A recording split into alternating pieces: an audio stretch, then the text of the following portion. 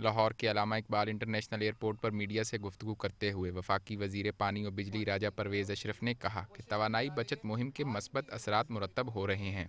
انہوں نے کہا کہ یہی وجہ ہے کہ ٹیکسٹائل سیکٹر میں لوڈ شیڈنگ کا مکمل خاتمہ ہو چکا ہے، جبکہ دیگر انڈسٹری میں لوڈ شیڈنگ نصف کر دی گئی ہے۔ ٹیکسٹائل انڈسٹری کو بالکل لوڈ شیڈ نہیں کر رہے اور ان کو 100% سپلائز کر رہے ہیں جو ہمارے زر مبادلہ کماتے ہیں۔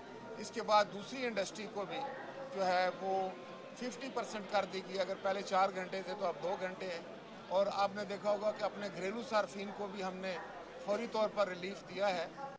راجہ پرویز اشرف نے کہا کہ توانائی کے بحران پر قابو پانے کے لیے ملک میں نئے ڈیم بنانے کی ضرورت ہے۔ انہوں نے کہا کہ صوبائی حکومتیں 50 میگا واٹ سے زائد پاور پلانٹس بھی لگا سکتی ہیں۔ صوبوں پر کوئی پابندی نہیں، وہ جتنا بڑا پروجیکٹ لگانا چاہیں وہ لگا سکتے ہیں، اور آئین پاکستان میں اس کی اجازت ہے۔ وہ ایک پالیسی میٹر تھا کہ جس صوبے میں 50 کا جو ہے وہ شاید ان کی آسانی سے وہ لگا سکیں، اگر کوئی بڑا پروجیکٹ ہے تو وہ نہ ہینڈل کر سکیں۔ وفاقی وزیر نے سوئس کیسز کے بارے میں ایک سوال کا جواب دیتے ہوئے کہا کہ حکومت آئین اور قانون کے مطابق اقدامات کرے گی۔ ذیشان بخش، ڈان نیوز، لاہور۔